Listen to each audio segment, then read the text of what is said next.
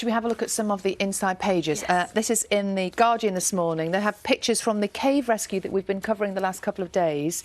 That cave rescue that took, I think, 54 hours, somewhere between 250 and 300 people involved in the actual rescue. And one of the fascinating things we heard as more details emerged last night was that the rescuers, some of them had to simply lie on the ground so that the stretcher could be passed between them. That's why it took so long.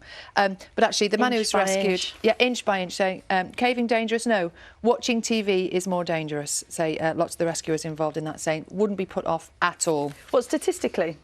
Watching TV is... That's just what they're saying. Isn't it? I'm not sure they've got the statistics to back that up. Don't know. What are people doing watching TV? We've been talking quite a lot, or I have, on breakfast, about worker shortages. Now it's really getting real. Look at this. A lost clause.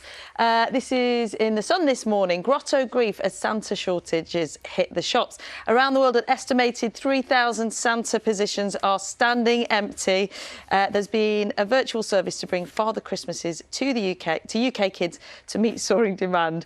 The blame is on candidates' waning appetite for seasonal roles. So that's an interesting trend, actually, people wanting to go for staff jobs now instead of seasonal work. Others reckon workers want to avoid jobs where there may be a risk of catching COVID. So watch out, Santa shortage. Not the real one, though. Well, he's busy doing other stuff. He's doing well, yeah. We mentioned Marcus Rashford, didn't we, just a moment ago? But this is in the Express. They have pictures of Marcus Rashford yesterday with the Duke of Cambridge receiving his MBE. Remember, we announced that MBE when he was first told he was going to get it for services to vulnerable children during COVID, of course, for his campaign on free school meals. This is them yesterday at Windsor Castle, Marcus in a brand new suit. And do you know what they talked about? What do you think they talked about? Go on. No, did they talk about, I don't know... Football? Yeah, football.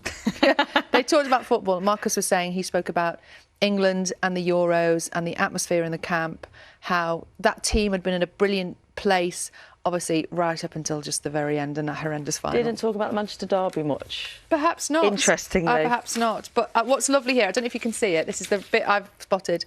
Marcus's mum Mel in the background there, so proud. And he dedicated it to her, didn't he? He did, yes. Lovely. Quite right too. Just a quick one, because we're talking a lot about environmental awareness at the moment, COP26. This is some reasonably good news for the Thames. So, more than 60 years ago, the Thames River was declared biologically dead, but the recent study has shown seals, seahorses, and even baby sharks are living in the River Thames more than 60 years later. Still at high risk from sewage being pumped and the impacts of climate change. Listen to this one, Sally. Where is it? OK. The report also studied plastic pollution in the Thames, revealing a wet wipe mound covered in sediment had grown to 4.5 feet high. And if you're having your breakfast right now... My sincere apologies. That's a horrible It's worth thought, knowing, though, isn't it, next time you think about putting a wet wipe? Yeah, yeah. We've done a lot on that recently, haven't we? It's not the, it's not the thing to do. Is it? But... Not the thing to do. Now, 6:20, go on.